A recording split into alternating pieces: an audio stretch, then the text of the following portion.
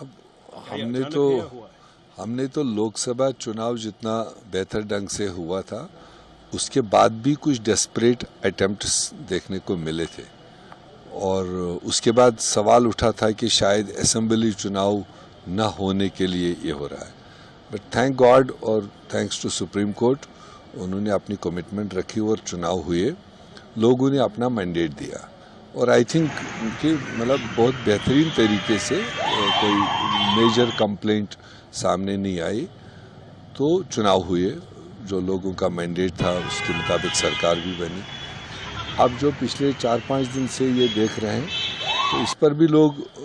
उंगली उठा रहे हैं कि जो मेजर हमारा डिमांड है कि रेस्टोरेशन ऑफ स्टेट, ये कहीं उसको डिरेल करने के लिए तो नहीं, मगर अभी ऐसा क्लियर कट कहना मुनासिब नहीं होगा। कुछ एलिमेंट्स हो सकते हैं जिनको हम कह सकते हैं कि एनिमीज ऑफ पीस, जो नहीं चाहते हैं कि कश्मीर में अमन अमान हो और यहाँ पर डेवलपमेंट आगे बढ़े, टूरिज़्म बढ़े, रोज़गार बढ़े, तो उस तरह के लोग हो सकते हैं इस सोसाइटी में हो, मगर ऐसे में सेंट्रल स्टेट को क्लोजली आपस में ये मॉनिटर करके इन चीज़ों को कर्ब करने की ज़रूरत है। संडे मार्केट में जो अभी कुछ घंटा पहले ग्रेनेड हुआ है, सिविलियंस इंजर्ड हो, वही मैं कह रहा हूँ, ये तो कमाल की बात है। कल भी खानियार की खबर कोई आई, बांडीपोरा से आई, कुकरनागलारनू से आई, और आज संडे मार्केट जो कम्प्लीटली मतलब ये कह सकते हैं आपके CCTVs के अंदर होता है, क्लोजली पुलिस मॉनिटर करता है उसको, और सेंटर ऑफ द सिटी है। तो ऐसे में ये चीज़ होना, मैं समझता हूँ कि हमारी सिक्योरिटी एजेंसीज को भी मतलब थोड़ा सा विजिलेंट होने की ज़रूरत है। और इसी बात पर फारूक अब्दुल्ला साहब ने कहा था कि इन्वेस्टिगेट होना चाहिए, जिस पर BJP ने बवाल मचा दिया। आज फारूक साहब सीधा क्यों नहीं कह रहे पाकिस्तान कर रहा है? नहीं, हकीकत ये तो पहले भी बात उठी कि हम इंसिडेंट होते हैं फिर कैच एंड किल करते हैं, तो जिससे क्या होता है, सोर्स ख़त्म होता है। तो मैं फारूक साहब की बात को टो करता हूं कि ऐसे इंसिडेंट्स के पीछे जो भी लोग हैं, पुलिस हमारा मजबूत है, ट्रेंड है, ऐसे लोगों को पकड़ा जाना चाहिए ताकि सोर्स पता चले। और वो भी जनता जानना चाहती है कि जब जनता ने इतने खुले दिल से पोलिंग में हिस्सा लिया, हम कह सकते हैं ऑल टाइम बेटर,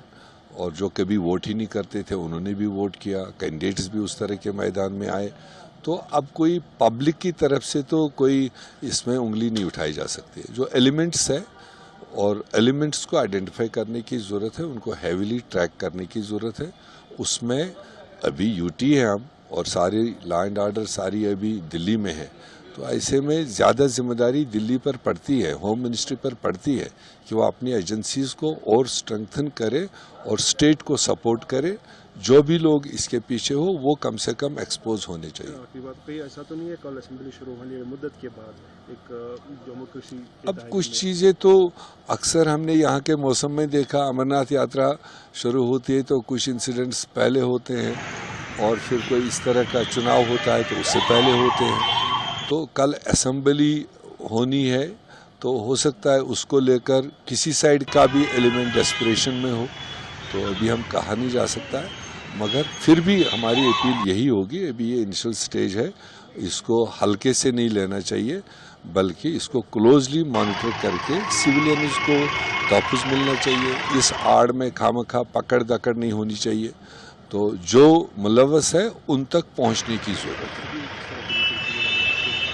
हमारी अभी फ़िलहाल कांग्रेस लेजिस्लेटिव पार्टी की जो मेंबरान हैं उनकी मीटिंग होनी है, क्योंकि सेशन कल से शुरू है, अपना लाएअमल उस पर डिस्कस होगा, और फिर शाम को chief minister, leader of the house ने अपनी सारी लेजिस्लेटर्स की मीटिंग बुलाई है, उसमें क्या एजेंडा होगा वो वहाँ पता चलेगा। और अल्टीमेटली कल से जो 4-5 दिन का सेशन है,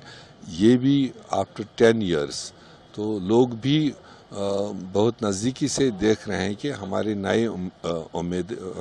उम्मीदवार और हमारी नई सरकार क्या एजेंडा लोगों के खातिर वहाँ पेश करेंगे, उस पर लोगों की क्लोजली नज़र है।